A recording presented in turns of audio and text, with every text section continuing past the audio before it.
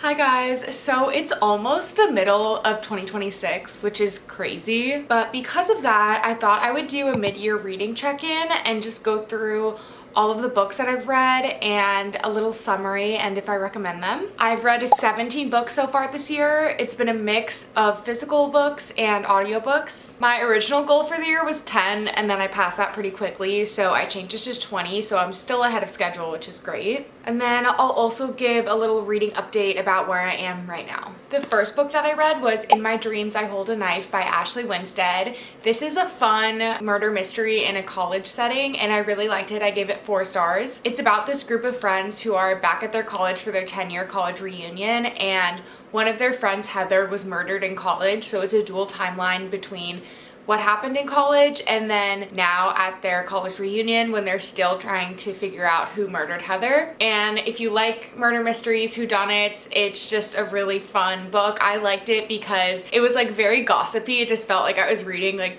tea about college students, which was super fun, but I would definitely read more by this author. And the next book I read was Project Hail Mary by Andy Weir, and now I feel like everyone knows this book because of the movie, but if you haven't heard of it, it is about a man who wakes up on a spaceship. He doesn't remember his name, he doesn't remember why he's there, he doesn't remember anything, and then throughout the book he remembers more and more, so it's like also kind of a dual timeline between stories about his past that he's remembering and then being in the spaceship right now. The movie was so good. I loved it. I thought Ryan Gosling was amazing. The book is funny, like the main character in the book is funny, and I was cracking up the whole movie. I thought it was so funny. But it's like a really cute, heartwarming story that I would recommend for anyone, honestly, and I also feel like anyone would like the movie. But I gave that one 4.5 stars, so I really liked it. Then I read Sunburn by Chloe Michelle Howarth, and I actually listened to the audiobook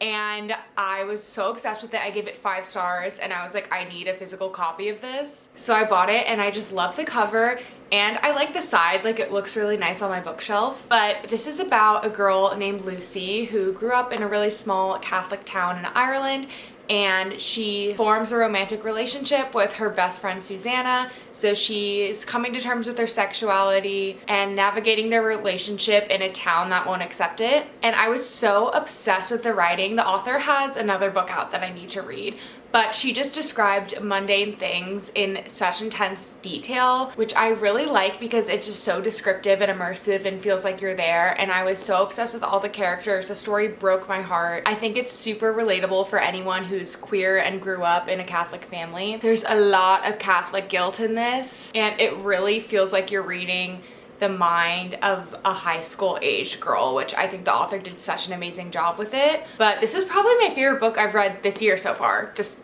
immediate 5 stars, 6 stars, top favorite books of all time. Would definitely recommend. Then I read Girls Can Kiss Now by Jill Gutowitz, and I listened to this one. I believe the author narrates the audiobook. She's a pop culture writer that normally writes articles online, and the book is a collection of essays about lesbian visibility in media, but it's completely from her experience, and the book is very catered to millennials because she's talking about the media that she has personally seen in her life. It basically feels like hanging out and like having a wine night with your chronically online lesbian friend. And I rated it 3 stars because I liked some of the essays and I didn't like some of the essays. Like some of them were a little cringe. And I didn't learn that much because I also grew up in the same time as her, so I had also experienced all of that media. And it has a good mix of humor and also really moving personal essays. So if you're interested in it, I would recommend, but I didn't think it was anything to like recommend to most people. Then I read Heart the Lover by Lily Kang. I also listened to this one, and this book has been all over TikTok this year. It was a very popular book. I rated it 4 stars, and when I was reading it, I didn't know that it's a prequel to Heart the Lover by Lily King.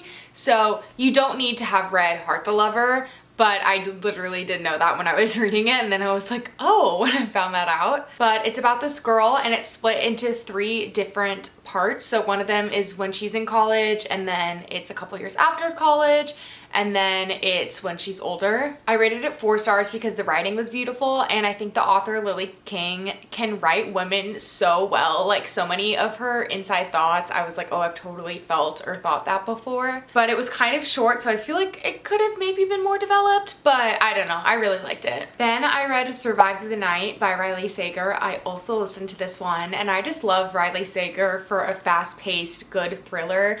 I've liked all of his books that I've read by him so far.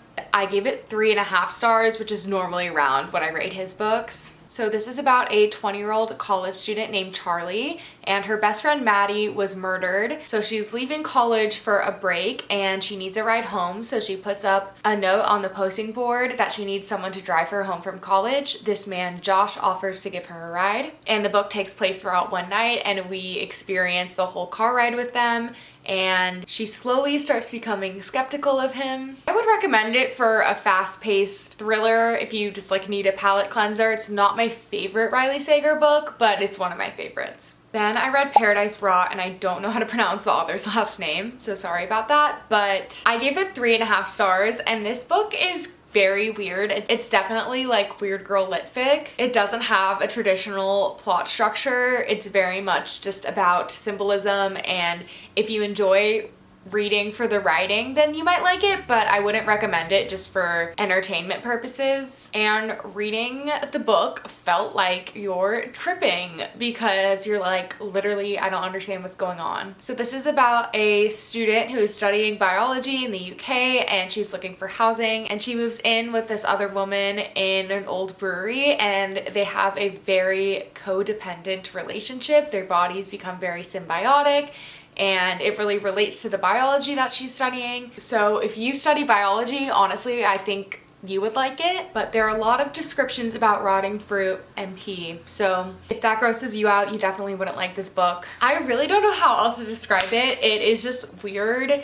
It's not a traditional book, but I kind of like books like that because I just think it's really interesting to read different types of books, especially ones that aren't like a traditional plot line. Then I listened to Comfort Me with Apples, which I gave 3 stars because it's very short, and I feel like it could have been really good if it was more developed, but like it's a short novella, I guess, so it just kind of is what it is. And it's basically just a day in the life of a girl named Sophia. It's definitely a horror book. It's very like Don't Worry Darling, Stepford Wives companion vibes. So it was like fun but not super memorable. Then I read Sharp Objects by Gillian Flynn, and I gave it 4.5 stars. It was so awesome. I'm just obsessed with her writing. And then I watched the show after, and the show was also awesome. And I would say that it's like a crime thriller. So it's about Camille Preaker, who is living in Chicago, and she's a crime reporter, and her boss gives her an assignment to report on 2 missing girls in her hometown. So she has to go back to her hometown, and while she's there, she reconnects with her roots, lives with her family again, and faces trauma that she experienced when she was growing up. But it's just such a good book. The writing's amazing. It's so entertaining.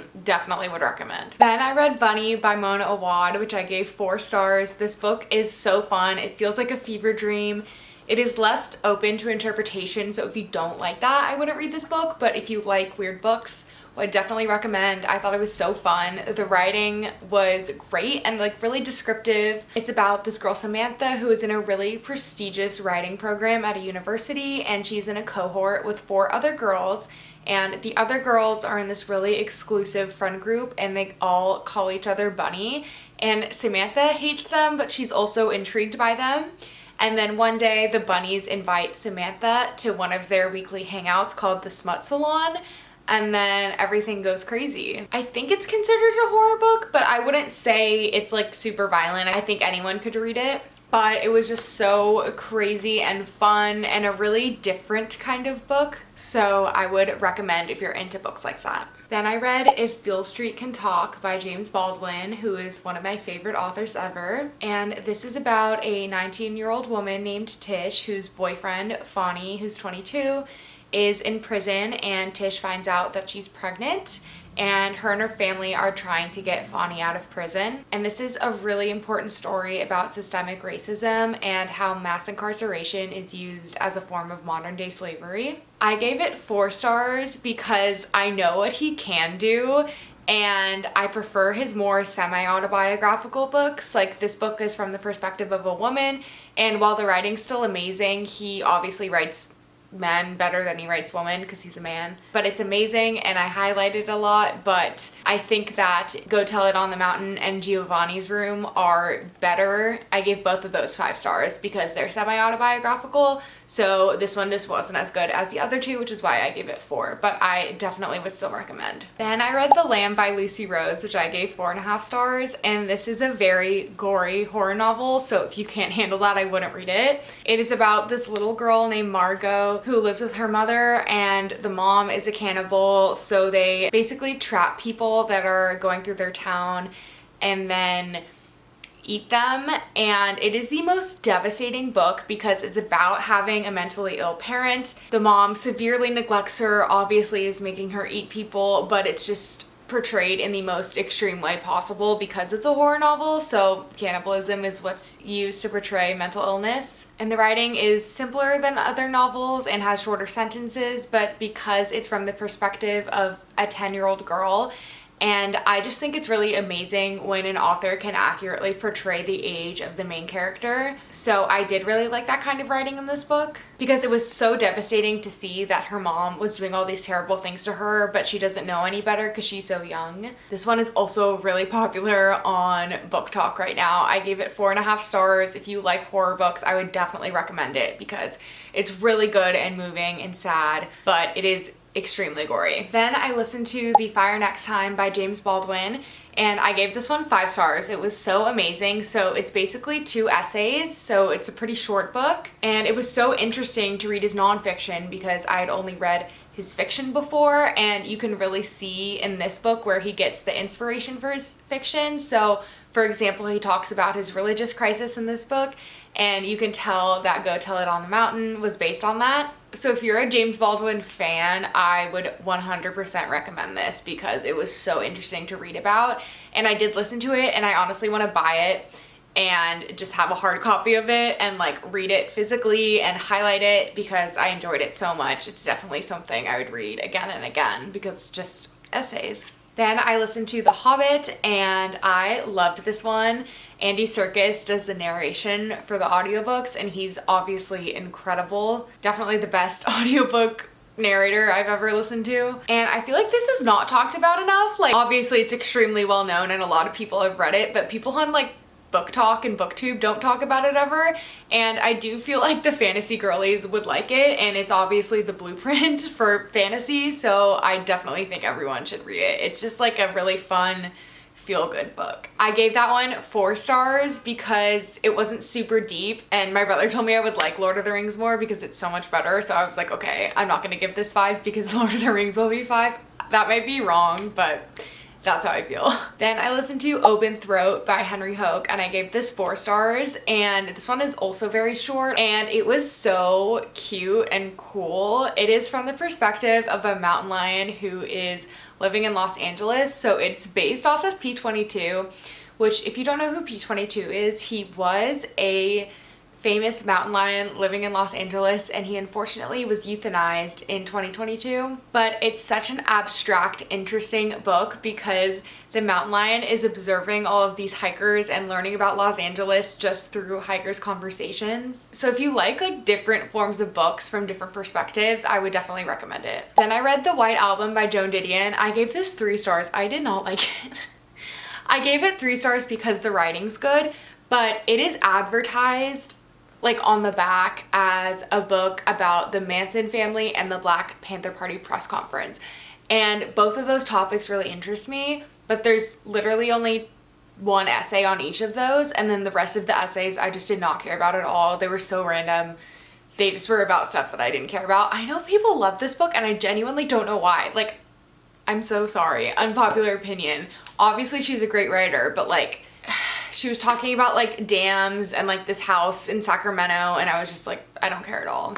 So it was very hard to get through for me. Honestly, maybe I should give it 2 stars. Like, I just feel weird giving a Joan Didion book 2 stars because obviously the writing's good, but it's just like personal preference that I didn't care. Okay, speaking of unpopular book opinions, I listened to Lost Lambs by Madeline Cash. Gave it 2 stars. I thought it was so boring. I don't get the hype at all. It is third person, so it's switching between all of these different characters, and I don't really like books like that much, except for another book I'm about to mention where it's fine. But I think it could have been better just from the perspective of one of the daughters, where you really understand like their inner monologue. I don't know, it's basically just about this dysfunctional family, and that's kind of all I can say because I don't want to say what the spoiler in it is. But it's so popular right now, everyone loves it, and I don't know, I didn't think it was bad, I was just bored and I didn't care. I don't know, let me know what you guys think if you liked it or not, because people are really loving it right now. But those are all of the books that I have read so far in 2026.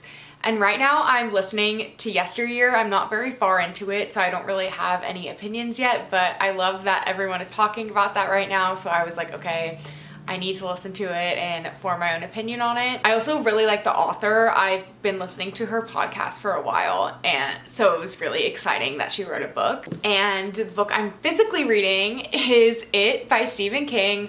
I'm filming a reading vlog on this, so if you're interested, subscribe and stay tuned for that. This is what I was mentioning before when I was saying that normally I don't like books that aren't in first person, but for this, obviously it has to be in third person because you have to see all of the Loser Club's individual experiences with it. So third person narration is extremely effective in this book. It has to be done in this book, so I really like it, but I don't usually.